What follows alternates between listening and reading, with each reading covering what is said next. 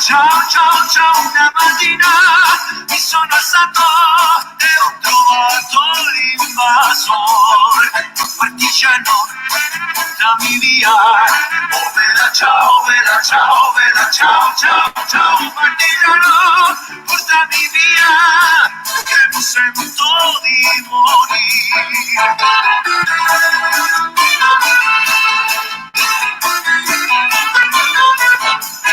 E se io muoio da partigiano, oh bella ciao, bella ciao, bella ciao, ciao, ciao. E se io muoio da partigiano, tu mi devi seppellire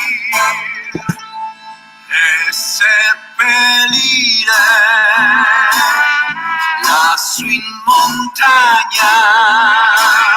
Oh bella ciao, bella ciao, bella ciao, ciao, ciao. E seppellire lassù in montagna, sotto l'ombra di un bel fiore.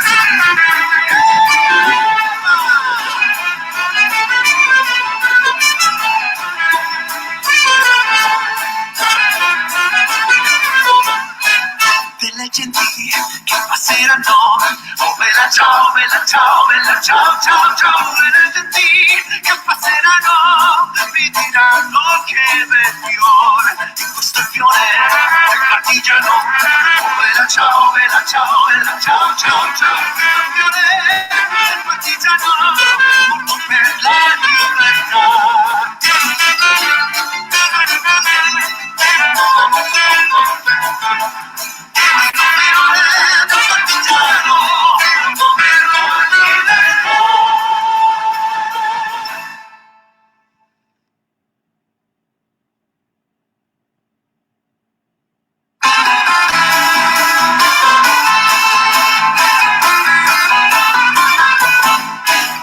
Una mattina mi sono alzato, oh bella ciao, bella ciao, bella ciao, ciao, ciao. Una mattina mi sono alzato e ho trovato l'invasore, partigiano, dammi via. Oh bella ciao, bella ciao, bella ciao, ciao, ciao, partigiano, portami via, che mi sento di morire.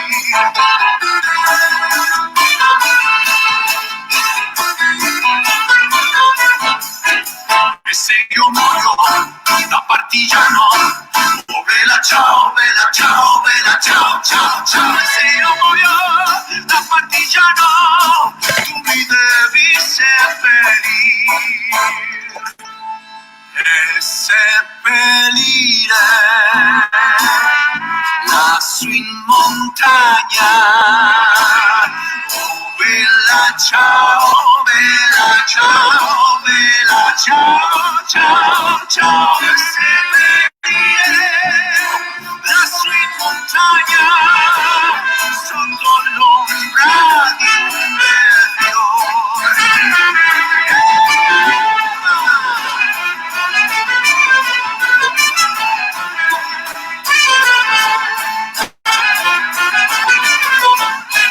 Delle genti che passeranno, oh bella ciao, bella ciao, bella ciao, ciao, ciao. Delle genti che passeranno, mi diranno che bel fiore, di questo fiore del partigiano. Oh bella ciao, bella ciao, bella ciao, ciao, ciao. Il fiore del partigiano, morto per la libertà.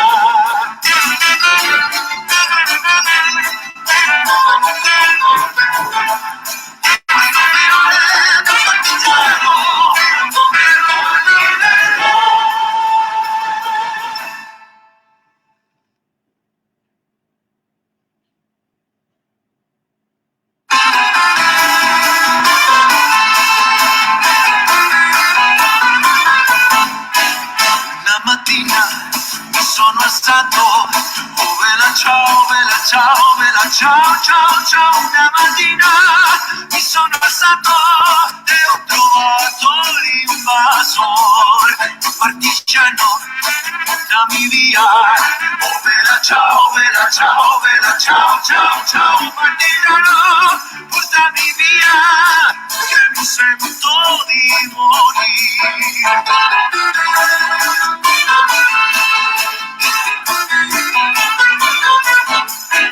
E se io muoio da partigiano, oh bella ciao, bella ciao, bella ciao, ciao, ciao. E se io muoio da partigiano, tu mi devi seppellire e seppellire lassù in montagna.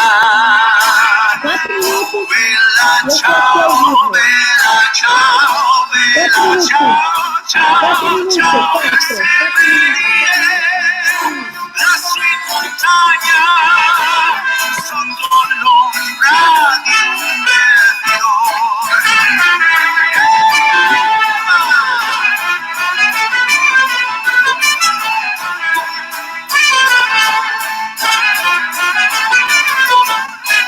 delle gentili che passeranno, oh bella ciao, bella ciao, bella ciao, ciao, ciao. Delle gentili che passeranno mi diranno che bel fiore, di questo fiore poi partigiano, oh bella ciao, bella ciao, bella ciao, ciao, ciao.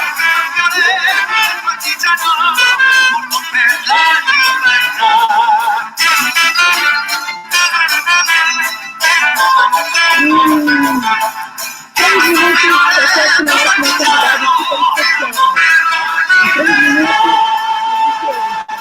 Pontualmente às 6 horas da tarde, 6 horas da noite.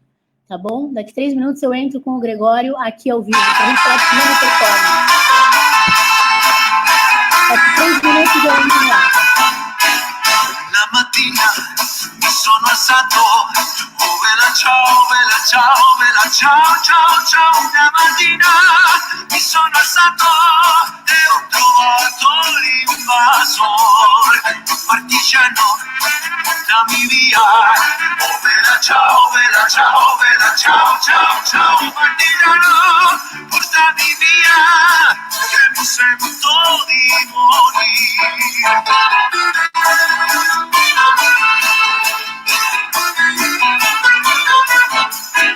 E se io muoio da partigiano, oh bella ciao, bella ciao, bella ciao, ciao, ciao. E se io muoio da partigiano, tu mi devi seppellire e seppellire lassù in montagna. Oh bella ciao, bella ciao, bella ciao, ciao, ciao. E seppellire lassù in montagna sotto l'ombra di un bel fiore.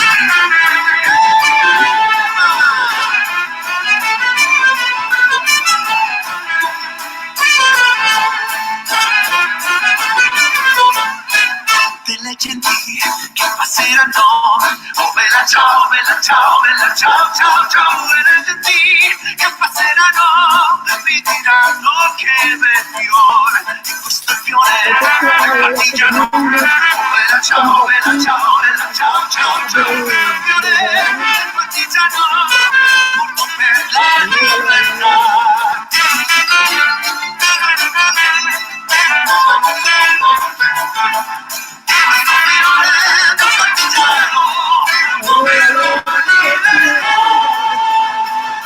Eu tô aqui, são 6 horas, entramos ao vivo.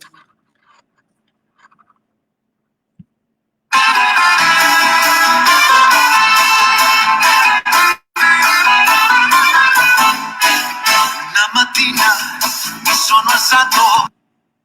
Gregório, tá me ouvindo? Estou te ouvindo perfeitamente. Boa noite. Mi sono alzato e ho trovato l'invasore. No Instagram? Você pode entrar no Instagram? Posso sim. Posso sim.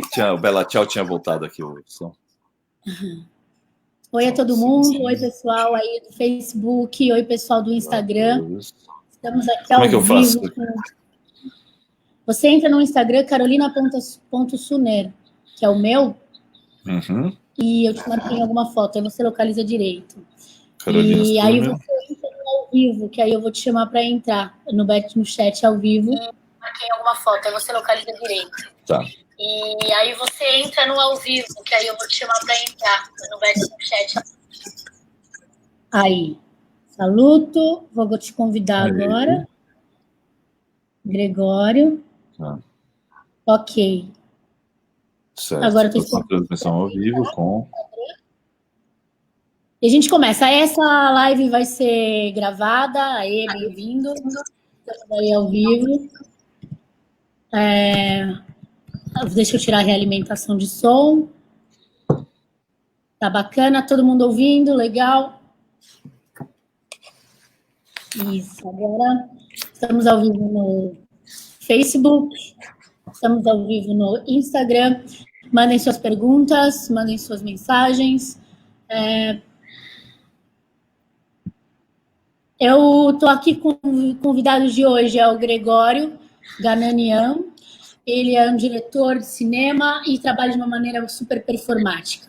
Ele tem diversos trabalhos e filmes, como a gente vai falar sobre o filme que ele fez do Lani, ou é Lene? Lani, cada um chama de uma forma. É um nome meio prismático. Tá, então nós vamos falar sobre esse filme que ele dirigiu. Ele também é um performático que faz performance com José Roberto Aguilar, que é o nome da nossa história de arte nacional. Eu vou passar a palavra para ele se apresentar melhor para vocês, e então nós atacamos na defesa do cinema e da cultura. Bom, boa noite para quem for assistir, o futuro agora. Tem esse filme que você comentou, que é o Inaudito, um filme que eu dirigi, mas a realização é conjunto com a Daniele On, que é minha sócia, parceira na nossa produtora, ZA1. E você falou de performance com o Aguilar, né? Interessante, porque eu desenvolvi uma instalação com o José Roberto Aguilar e a gente tem vários trabalhos juntos que, de alguma forma, o próprio Aguilar me trouxe para esse campo da performance, né? Isso no sentido de realização minha, execução performática mesmo. Esse ponto. Ok, você está há bastante tempo no mercado, né? No mercado, acho que eu nunca tive, mas no cinema eu tô já tenho trabalhado no cinema há uns 15 anos, alguma coisa, uma data dessa. Mas sempre... Eu encontrei esses dias, eu e meu irmão, a gente encontrou as fitas dos nossos filmes com 5 anos de idade. Então, isso foi muito interessante ver. Filmes mesmo, com ficção, personagem. Mas o primeiro trabalho que eu considero, talvez... Eu fiz um curta-metragem primeiro. 15 anos, primeiro curta-metragem, Dorian. Exatamente. Deixa eu ver se melhora. É que eu tô com o fone... Peraí. E agora, melhorou? Boa, acho que o microfone estava conectando. Deixa eu voltar aqui. Gregório, eu tô ouvindo a minha própria voz, eu acho. Já desliguei. Isso. Tá, obrigada. Então, Gregório, você tem tanta atuação aí no cinema, eu queria que você falasse um pouco primeiro sobre sua paixão. A gente faz um roteiro pelo e-mail, né? Mas depois a coisa acontece ao vivo, tá? Bom, a Casa da Artista, primeiro, voltando à proposta só, é a Casa da Artista das quintas-feiras, é onde eu chamo um bate-papo com algum artista, pela minha curiosidade. Então, paralelo ao meu aprendizado com essa pessoa convidada, que hoje é o Gregório, que é atuante do cinema e também da performance, paralelo a gente se conhecer, né? Eu já vou difundindo o conhecimento, né? Então, se você quiser falar pra gente um pouco da sua paixão, da sua história com o cinema, eu sei que seu irmão também é cineasta, né? Exatamente. O meu irmão mais velho é cineasta, né? E quem puxou mesmo essa paixão pelo cinema, que é nossa, mas foi o meu irmão. O meu irmão que ele foi atrás com os amigos, pegou uma câmera e falou, vamos filmar, trabalhar em casa. E é interessante, porque a gente cresceu, a gente tinha uma locadora do lado da nossa casa, era uma coisa constante, alugar filmes, esse mundo nosso. Eu e meu irmão, quase que a gente vivia numa espécie de um aquário imaginário, que era essa nossa existência, esse nosso quarto, que era rodeado por cinema. Mas, assim, por todos os tipos de cinema, qualquer filme. Não importava, acho que, tanto o filme, era assistir o filme. Era uma coisa de paixão mesmo. E o meu irmão, ele decidiu, no momento da vida dele, seguir o rumo de... Ele falou assim, eu vou ser cineasta. Essa palavra me parecia tão distante para mim. Eu achava que eu não podia, não sei porquê, uma coisa... Só depois de muito da vida mesmo, entrei numa faculdade de filosofia, na PUC. Aí meu irmão, ele voltou de uma viagem, ele falou, vamos fazer um filme juntos. E eu vi um filme que mexeu comigo, que eu falei, esse cinema eu quero fazer. Foi o Acossado, do Godard, que eu descobri no meio de uma fita cassete que estava na minha casa.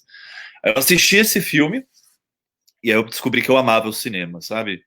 Era como se fosse um amor que ficou guardado um tempo, e eu não sabia que a não realização desse, quase como se fosse um orixá, que a não louvação desse amor era algo que me angustiava por dentro e estava tirando uma vitalidade minha. Então foi um pouco esse processo. O filme que eu assisti, que eu falo para todos assistirem, é o Acossado, do Godard. Mas eu assisti esse filme porque as pessoas falam Godard, imagina uma coisa intelectual. Eu assisti esse filme sem saber que filme que era. Eu só peguei uma fita e coloquei no videocassete na época. E Faz quando eu tempo. terminei, faz tempo, eu não sabia que era, faz tempo. Eu tô com 35 anos, quer dizer. E, e eu coloquei no videocassete e eu levei um susto. Sem crítica adiante, sem nada. Porque aquele filme era radical, porque aquele filme trabalhava com uma nova montagem, era um filme solto, o personagem caminhava no espaço. Eu acho até interessante, né, Carol, que você sugeriu, quando você sugeriu essa questão cinema e performance, talvez o Acossado seja um filme onde que já não é mais uma referência do teatro especificamente para o ator. É um filme onde a performance é a presença. A presença performática. O Jean-Paul Belmondo não é mais aquela escola realista. É lógico que conversa com tudo aquilo, a gente vai sempre conversar. Mas ali brota um outro corpo em cena, que é um corpo performático, sabe? Que já é uma coisa do cinema moderno, né? Nesse sentido. Maravilha. E agora, o que a gente está passando, né, no nosso país? A gente teve um problema, eu até vi no Buenas Ideias ali do Eduardo Bueno, ele falou, eu assisti, ainda bem que eu assisti, sobre o cinema no Brasil, né? Porque a história, ela é contada de diversas formas, né? Então, o que a gente aprende mais didático na escola, eu acho que isso tudo precisa ser revisto, mas assim, inclusive pela arte, né? Então, e no Brasil nós temos uma história, não é que nós temos uma história, mas ela geralmente quer ser assassinada, né? Então a gente teve isso no plano Collor, o risco de perder o cinema, 90, 80 anos de história de cinema, e o Eduardo Bueno abordou isso belamente, né? Maravilhosamente. E agora nós estamos vivendo algo do gênero. O que a gente está passando com a Cinemateca é um absurdo. Você acha que é o caso de privatizar a cultura? O patrimônio? Privatizar, não, isso seria o horror. Isso é o horror. Na verdade, o que a gente passa, a Cinemateca é muito simbólico, né? Porque se você pegar o plano dessa direita fascista, horrorosa, que tá no poder, e não só ela na figura do Bolsonaro, mas todo esse bolsonarismo, esse projeto, eles têm problema com a história. Eles têm essa intenção, é evidente isso, a intenção de apagar o passado. E a Cinemateca, onde a gente. Uma Cinemateca, o que ela é? É um museu do real, né? É um museu do rolo. É ali, quer dizer, você quer saber um filme de 50 anos atrás, 50 anos, que tem 50 anos, ele revela tudo. O mau filme de 50 anos, ele revela como que as pessoas se andavam, como é que faziam um mau filme. E qual que era o pensamento vivo. Então esse plano de apagar a Cinemateca não é apenas um descaso com a cultura, no sentido, eles vão mudar bola. É um objetivo, é um plano, existe esse plano, é uma luta pela história, uma luta do passado. Pelo passado, e esse passado é projeção de futuro, sabe?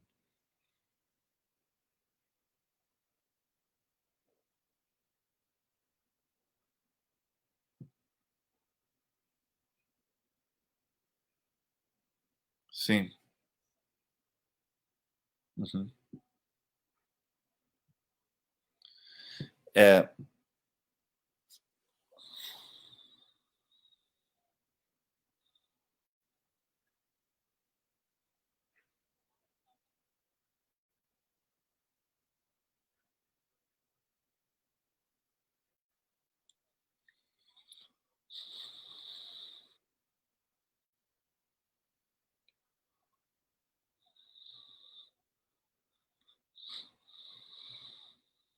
Então, mas tem duas formas. Uma forma é falar assim, vamos privatizar, é uma opção. A outra é um processo revolucionário mesmo.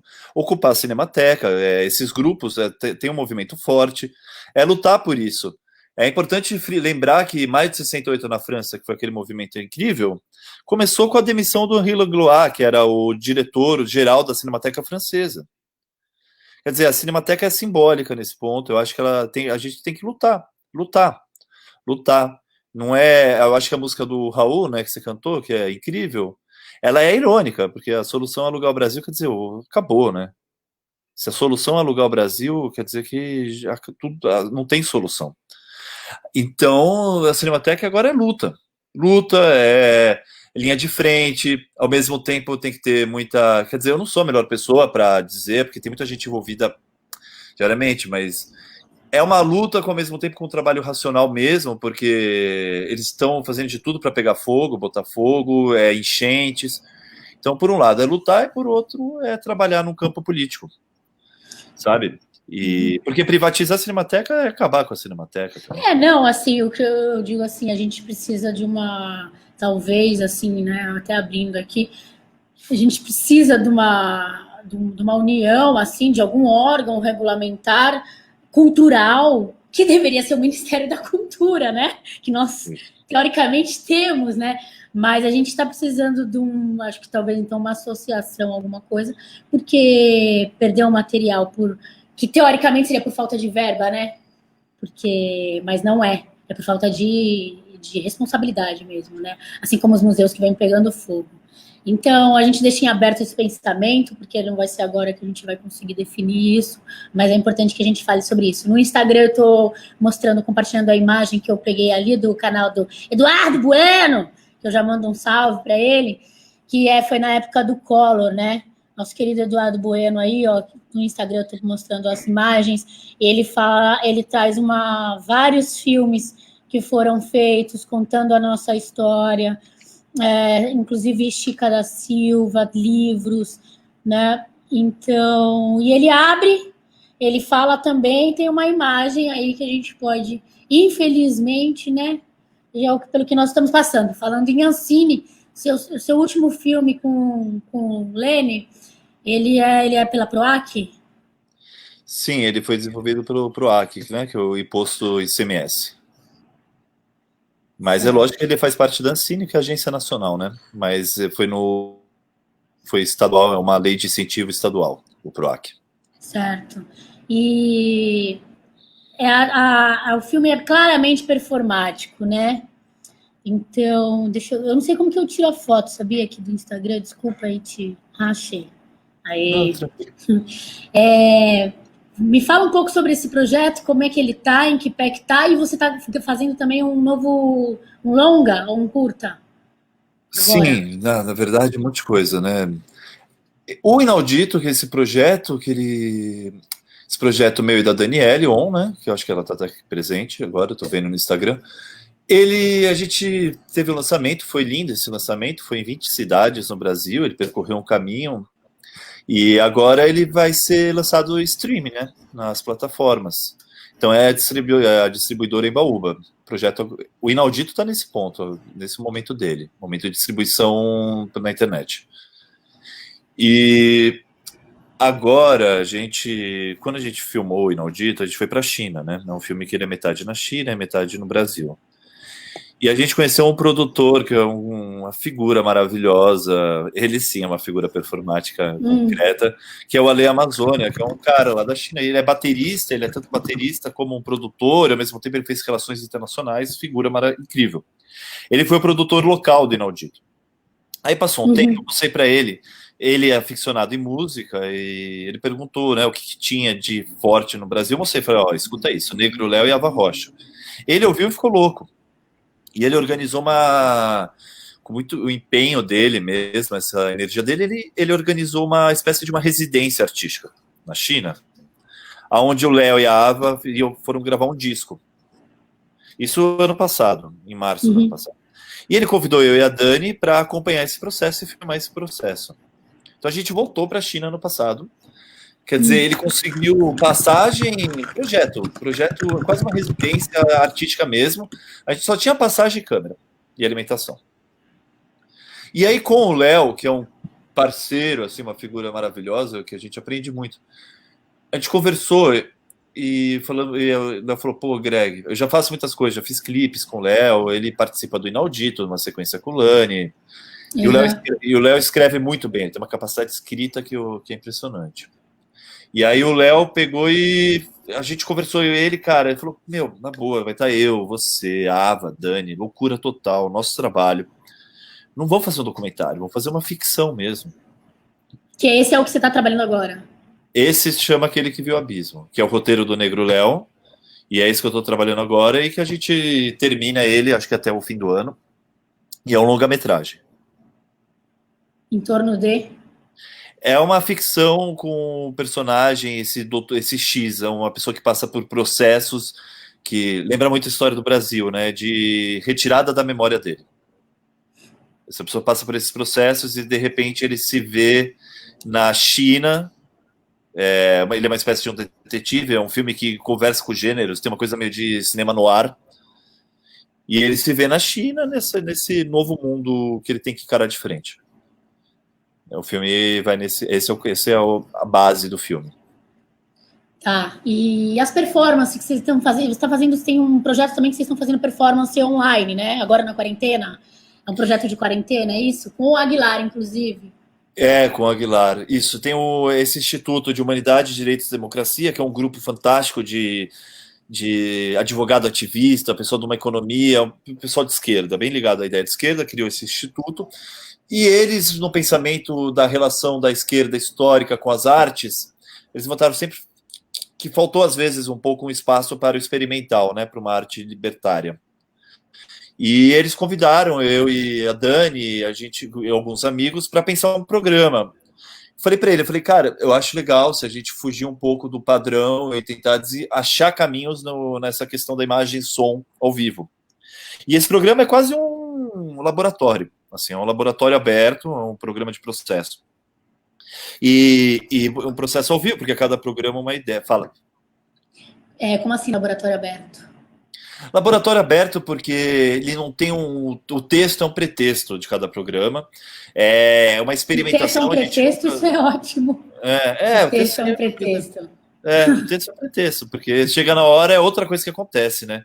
E a gente meio que é como se fosse um terreiro aberto para um processo de repensar ao vivo, trabalhar o que é a nossa voz, a voz padronizada do século XX, as imagens, o que pode ser uma transmissão. E aí tem a figura do Aguilar, sempre tem os convidados. É quase que um filme ao vivo, assim, quase filme ao vivo. É a única forma que eu posso chamar.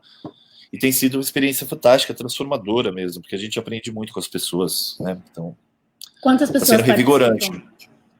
Depende, já teve programa que, se não me engano, foram 9 pessoas. Qualquer artista pode participar, é isso? Esse é o lance de ser aberto ou não? Não, qualquer pessoa pode participar. A gente tem uma coisa, tem um ponto de que toda pessoa tem um devir artístico, toda pessoa tem uma potência de produção, de pensamento e criação, que a gente já é um personagem na nossa fala. Então o programa, ele trabalha nesse lugar, mistura dos meios, assim, que esteja um economista que nunca trabalhou com arte, esteja uma figura como Aguilar, né? Que o cara que ele fala, sai arte, o que ele faz é de uma forma artística.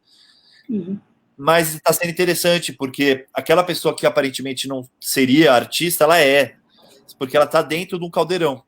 Então é isso, mais ou menos é quase como todos podem incorporar, talvez, né? Quer dizer, permitir isso, espaço de permissão. Ótimo, legal. Tem, bom, cinema e performance, quais são... Eu vejo que no seu filme tem uma ação bem... Eu acho que o seu ponto de vista é bem performático, né? Isso traz esse impacto no resultado, né?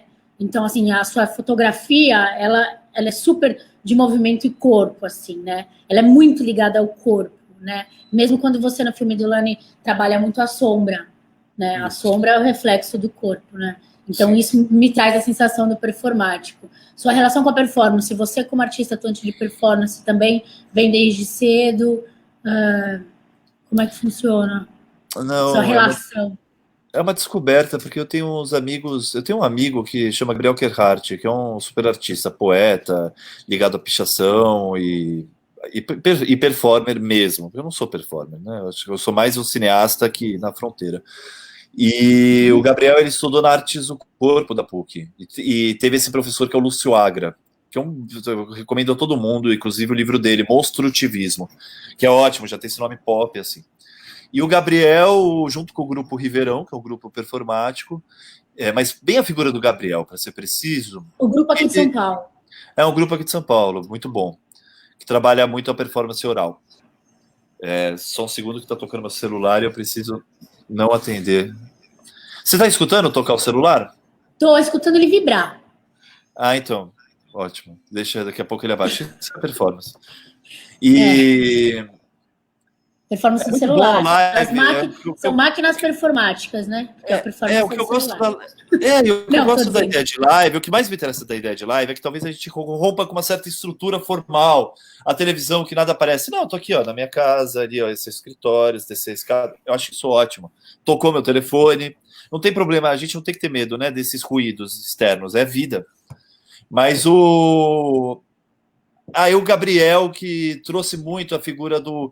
Não tem como não citar nomes aqui. Trouxe a figura do Renato Cohen, que escreveu um livro, alguma coisa performance, não lembro o título.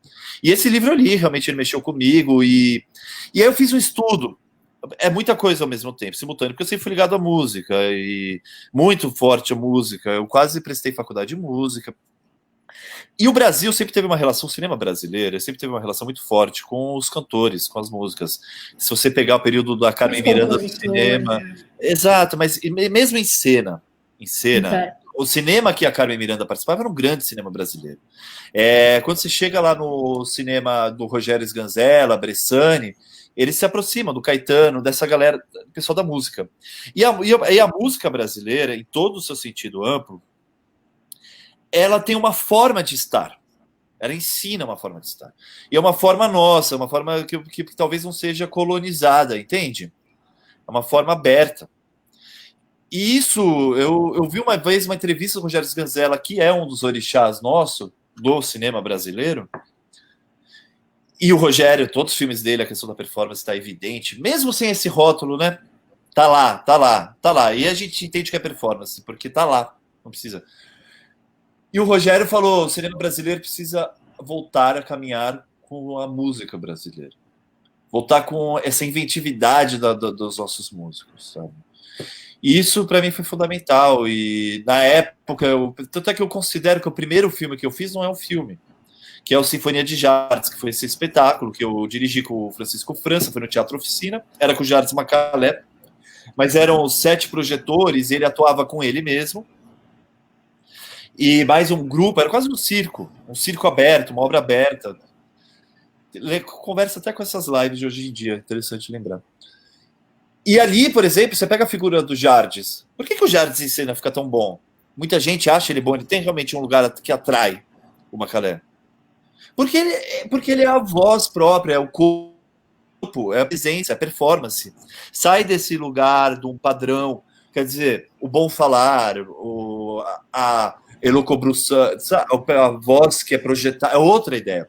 Ele projeta a voz, é cinematográfica, a voz do Macalé.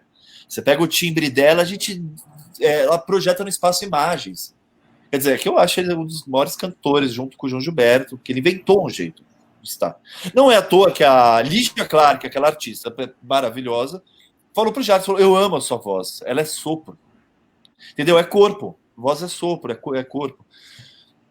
Então, acho que essa ideia, acho que a performance, que eu não me sinto uma pessoa para falar o que é performance, porque tem o Lúcio Agra, recomendo a todo mundo, ele tem uma live, e ele começou a subir no canal dele, o professor Lúcio Agra, vão assistir.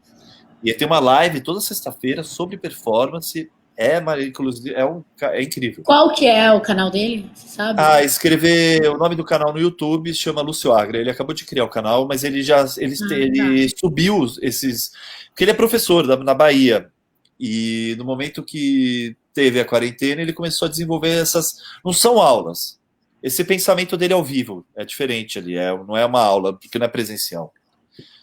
E Então, acho que essa relação com a performance é um nome que vem para os desejos, né?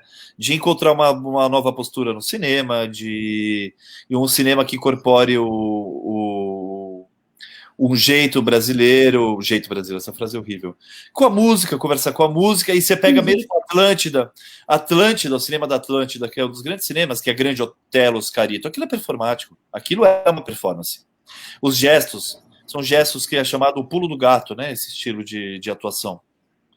Que é uma atuação que ela é como se ela tivesse. Ela não teve a transição do cinema mudo para o começo do cinema falado. Não. É um corpo que vem do cinema mudo e começa a falar. Então você tem todos aqueles gestos meio de Chaplin, aquele Grande Otelo, aquela figura. É os gestos do cinema mudo com uma voz louca, entende? Com canto. E isso daí é algo que às vezes o cinema brasileiro não percebeu e desvalorizou. Teve medo de expor suas vergonhas, que é incrível. E talvez seja a coisa mais internacional do Brasil, né? Como diz Oswald de Andrade, temos que fazer uma poesia internacional de exportação. Esse cinema é um cinema de invenção, um cinema que inventa uma nova forma de estar no mundo. E não fica essa tentativa de fazer uma coisa americana mal feita, sabe? Esse é o problema. É isso. Então, eu clarear para mim. Eu clarear isso. Dá para ver no seu trabalho, né? Tem mais alguns links onde a gente pode encontrar seu trabalho? Olha, se a produtora Zaun, já faz um tempo que a Dani mesmo comenta, eu deixo para. Fala um pouco da produtora primeiro, vai. Conta para mim um pouco da conta para mim, é super. Conta para mim. A Zaun, a gente chama ela de uma nanoprodutora, com a ideia de se manter nano. Assim, ela foi desenvolvida para os nossos projetos, meio da Daniela. Os projetos artísticos dela, porque ela é uma artista plástica, ela é arquiteta, trabalha com música e cinema. A Dani é múltipla mesmo. E os meus filmes. Então a gente criou, eu e ela, esse projeto, essa Zaun. Zaun, a gente tirou esse nome, porque é um nome russo, que significa transmental. Foi um movimento de poesia russa. E a gente significa o quê? Transmental? Segundo o Augusto de Campos me explicou. Za é trans, além, além.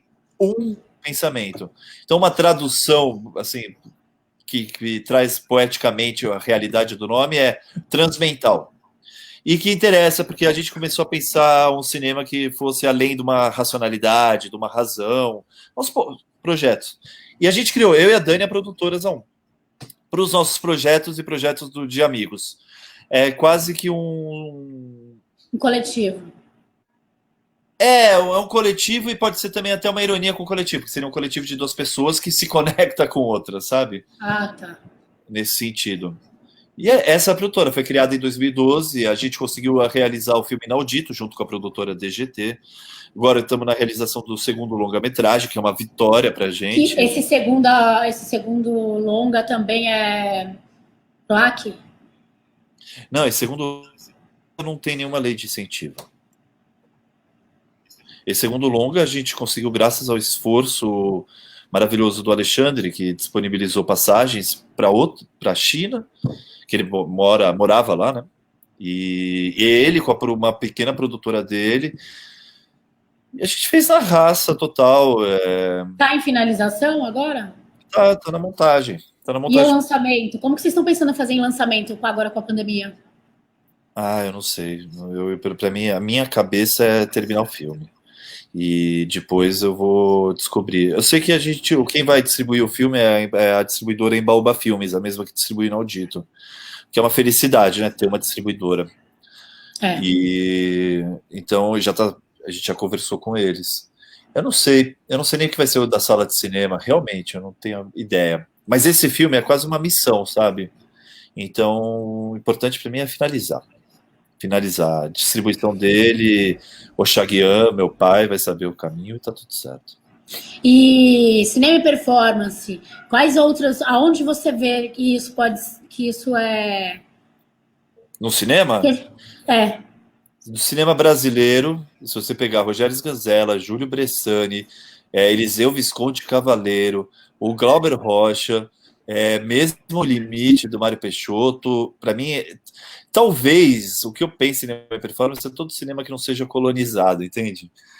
Mas não, é difícil isso, porque o Renoir, todo grande filme, no fundo, ele gera uma performance. Essa que é a verdade. Porque sem dúvida.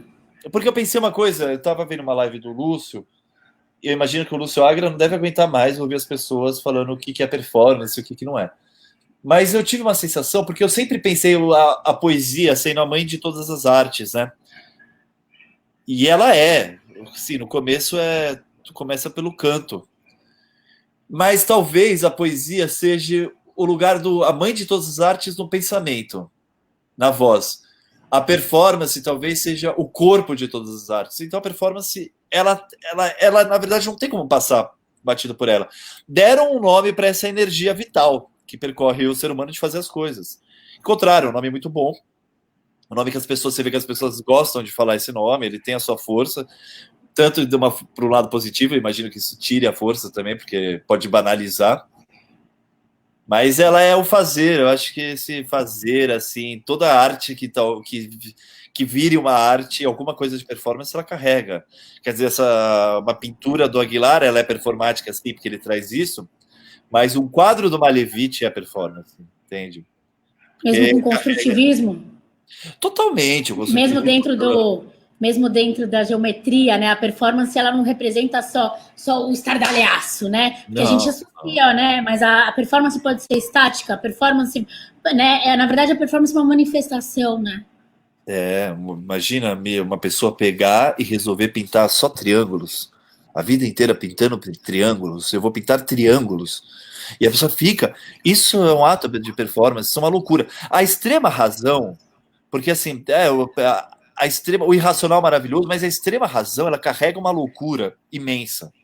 Você pega o Décimo Atari, Haroldo de Campos, é louco. O Galáxias Haroldo é um ato de loucura. O Viva Vaia do Augusto é um ato de loucura. Então não existe isso. Inclusive ele tem grandes performances, trabalha com a geometria. Essa leitura é equivocada mesmo, né? Como se só a expressão é performática. A expressão, assim, eu me expresso, eu boto para fora o que eu sinto, estou... Não. A performance da razão, né? Do silêncio também, tudo. É porque também. A performance a gente tem como... porque assim como o exagero, né? O exagero é impactante, né? Mas assim, a gente já sabe da forma minimalista das coisas, né? Que veio se desenvolvendo ao longo depois do construtivismo, como você disse, as maneiras de se dizer, né? Isso é muito interessante. Eu também penso muito sobre isso, né? Porque, sobretudo, o respeito pelo ato de se fazer, né? Então, assim, ou de não fazer, entende? Então, isso é muito interessante, porque eu acho que principalmente que a gente está vivendo nessa porra toda, dessa bagunça, desculpa a palavra, que é caótico, né? Então, talvez o ato da performance, mesmo silenciosa, possa trazer mais reflexão. Porque a ideia é a reflexão, né? A arte tem o propósito de refletir, né? Não de trazer uma resposta explícita, né? Eu acho, assim, eu entendo o que você quer dizer, mas eu acho que sempre que a gente fala... Tem arte genial que é explícita também e faz aquilo com uma força. Tem arte que é da reflexão e traz a força. Não tem... são mil formas mesmo. Assim... Desculpa. Não, desculpa, eu também, eu sempre estou pensando, né, sobre as coisas. Porque assim, eu também, mas a questão assim, a reflexão que eu digo é que a arte ela é um meio, não é um fim. Entendeu? Porque que nem uma vez me falaram assim, eu não entendi o que você quis dizer com a sua série de... Fiz 40 fotos, né? Saí, tava na quarentena, dando aquele... começando a vir, emergendo o monstro aqui, né? E eu falei, preciso... Vendo essas notícias, né? Chorando, sem dormir. Deu uma pane aí no meu core, né? E aí eu fui caminhar com o meu cachorro de praxe, né, para ele fazer as coisinhas dele.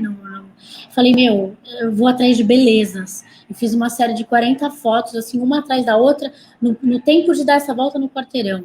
E eu, quando eu acabei o ensaio, assim, né, tipo, a explosão, né, e as fotos não refletem aquilo como eu estava, né, muito pelo contrário, né. Então, assim, aí o cara me escreveu assim, não entendi o que você quis dizer.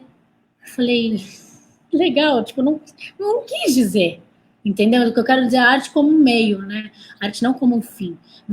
Aí ele começou a falar, porque aí ele começou a desenvolver, por não entender, ele começou a desenvolver, começou a me dar adjetivos daquilo que ele via. Eu falei, que legal. Então, isso para mim eu atingi, porque ele desenvolveu um ponto de vista dele, né? Então, você pode pensar que esse diálogo é uma performance, né? Sim, então, não a gente pegar e dar uma resposta pronta. Por mais que você faça uma arte que é um sim aqui e um não aqui, né?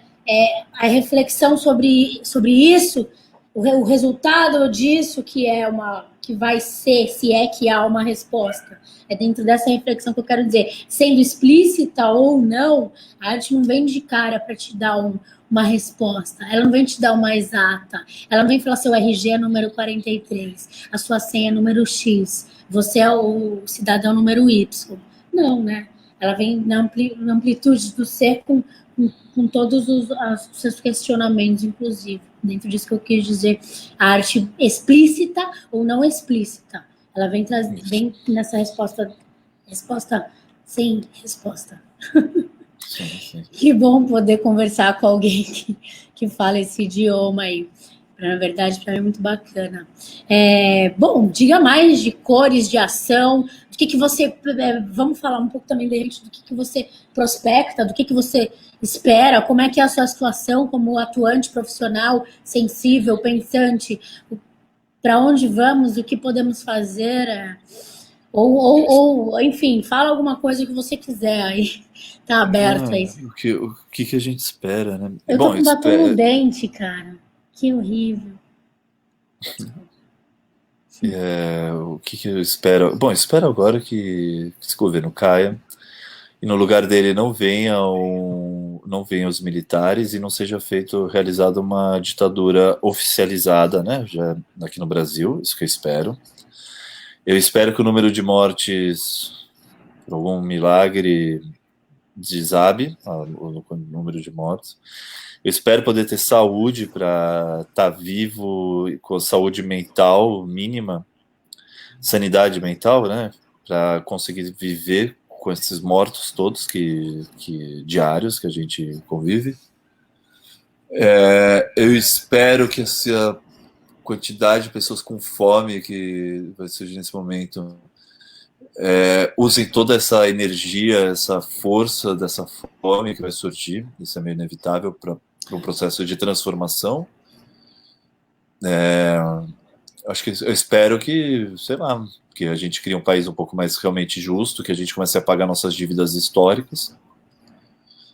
O que eu espero é isso. Agora, o que eu estou trabalhando é como possibilitar minimamente isso do lugar que eu estou. Então, esse é o ponto. Paralelo, desenvolvendo esses filmes, desenvolvendo isso que é uma micro gota no nada, no infinito. Mas espero... A questão agora é essa, né? E as universidades, essa questão aí de mexer na reitoria, né? Se não me engano, na reitoria, não. De destitular quem foi elegido pelas diretas, assim. Isso daí, porque você tem formação no cinema, é isso? Na filosofia? Não, na filosofia. Minha formação acadêmica, quase acadêmica, é filosófica. Então, isso daí também é uma coisa muito triste, né? Da gente ver uma imposição, né? Tirando uma voz, assim. Então, é desesperador. É desesperador. É múltipla mesmo, sabe? Da mesma forma que a arte atua em diversos campos, o fascismo também. Então é um polvo diário e para onde você olhar. Eu tô com uma sensação que, assim, eu acompanho as notícias e eu acho que o meu dever é acompanhar essas notícias, porque se as pessoas estão vivendo isso, eu vou acompanhar, quanto for possível mesmo, né? Uhum. E tem que estar por dentro das notícias, porque são os fatos, mesmo. Agora, tem alguns atos que estão sendo realizados, por exemplo, esse da reitoria, não sei o que é como se fosse... eu tento manter um foco, alguma coisa, e falo, vamos pra frente. E depois vai vir essa chuva, a hora que se alguma coisa mudar, que eu acho que vai mudar, acredito ainda, A gente vai ter que resolver esse caminhão de problemas. Quer dizer, vai despejar, assim, 1000 trombetas, entendeu? Do apocalipse. E esse lado não pode ser perdido. Assim, eu sou uma pessoa que tem que ter otimismo, mas ao mesmo tempo tem que saber que está sendo tudo destruído. A gente está vendo isso, não está nem se falando do aquecimento global. Essa pandemia é o primeiro momento, tem um lado horrível. Gregório, bom, deixando a mensagem de inspiração que você tem passado, eu quero te agradecer por esse primeiro papo, super bacana. Um prazerzaço conhecer um cara jovem e tão atuante como você, que dá a cara a tapa e realiza, né, um realizador, né? Eu quero ver mais os seus trabalhos, ver mais as coisas. E então você tem um site da produtora, alguma coisa você pode deixar aí pra gente? Era isso que eu ia te falar, porque a Dani tem feito. A gente não fez o site há muito tempo, mas assim, Zaun Produtora, as pessoas escrevem no Google, porque o Google também de hoje em dia, quem procura acha. Escreve Zaun Produtora, escreve meu nome no Google, no YouTube, escreve o nome Daniele o.m.m. E Inaudito, saiu muitas matérias, e daí tem o Instagram, que é o que eu estou conversando com você agora, mas se bem que o Facebook, mais o Google. Vai ter que utilizar o Google. A gente está desenvolvendo o site. Desenvolvendo o site Zaun, finalizar esse filme, se manter vivo e lutar para uma melhora concreta do mundo. A inspiração é essa. Se é para ter inspiração, é essa. Quer ter inspiração? Então vamos lutar e lidar com os fatos. Não vamos ter medo dos fatos. Porque pior do que ter medo dos fatos é quem está sofrendo ele, né? As pessoas que estão mortas. Então, vamos fazer os ritos. Pelo menos fazer os ritos. As pessoas que perderam, né, as suas entes. As pessoas que perderam e as pessoas que estão e os mortos que não teve o rito. A gente não pode esquecer que não poder enterrar direito os seus familiares, isso é problema. A transição, né, uma transição muito dolorosa. Bom, eu faço um tributo, uma homenagem aqui de praxe para com o Abu Janra, que fazia Provocações, e o Taz, Marcelo, que continua Provoca, eles perguntam o que é a vida, né? E, bom, eu vou te agradecer imensamente, a gente tem aqui 40 minutos de conversa, que é o propósito. Te agradeço, porque mesmo que você fale de coisas pesadas, você fala de uma maneira tranquila, isso é importante, né? Um pouco desistida, né? Pesarosa, mas, enfim, inevitável, né? Mas você mesmo assim continua trabalhando e sendo atuante dentro do nosso cinema, da nossa história. Então é um prazerzaço ver um cara de 35 anos fazendo isso. E eu venho com a pergunta para você, para a gente se despedir. Eu te pergunto, o que é a arte? O que é a arte? É o conector universal. É um conector. A arte é um conector. A arte é conector. E talvez também é o que cura um pouco da depressão e da angústia, uma espécie de um Rivotril básico universal.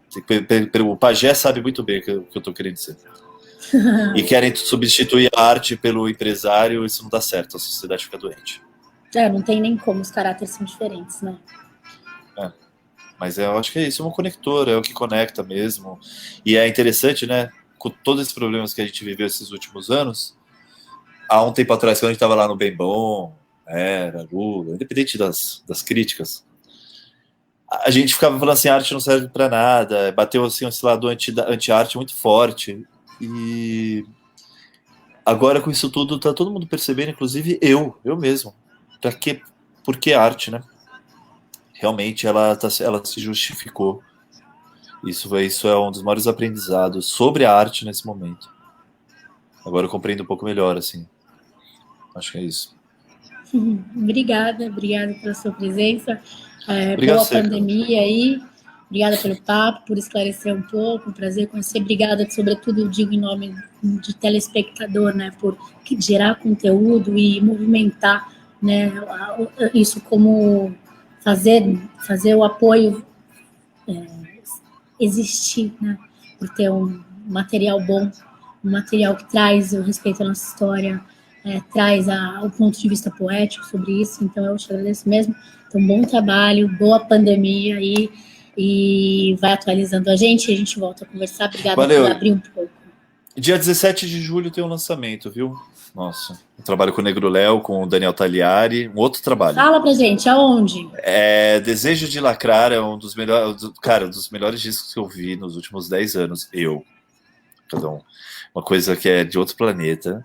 E eu e o Daniel Tagliari, que é um garoto bem jovem, a gente filmou todo o processo do disco e a gente vai lançar. A gente ainda não sabe, mas talvez até na internet mesmo a gente lance junto com o disco. E é dia 17 de julho, vai ser um trabalho bem bonito, bem legal. Vocês vão lançar o disco e... O filme, esse é um filme que a gente vai lançar. Mas eu não sei é outro filme ou é aquele que você... Outro filme, é um filme do processo do disco, a gente filmou todo esse processo. É um filme, vídeo, eu não sei. É um curta. A gente vai montar esse mês, é uma missão. A gente falou assim, bom, tem um mês para montar para estar pronto para o dia 17 de julho. Pode ser que seja um curta, um média, sabe? Tá. É quase um processo de quarentena. Tá, dia 17 de julho, aonde a gente vê esse lançamento? Olha, provavelmente no Instagram do Negro Léo, que é, aliás, uma recomendação cultural. Acessem o Instagram do Negro Léo, o melhor Instagram que existe, tá? Então é isso daí. Beleza.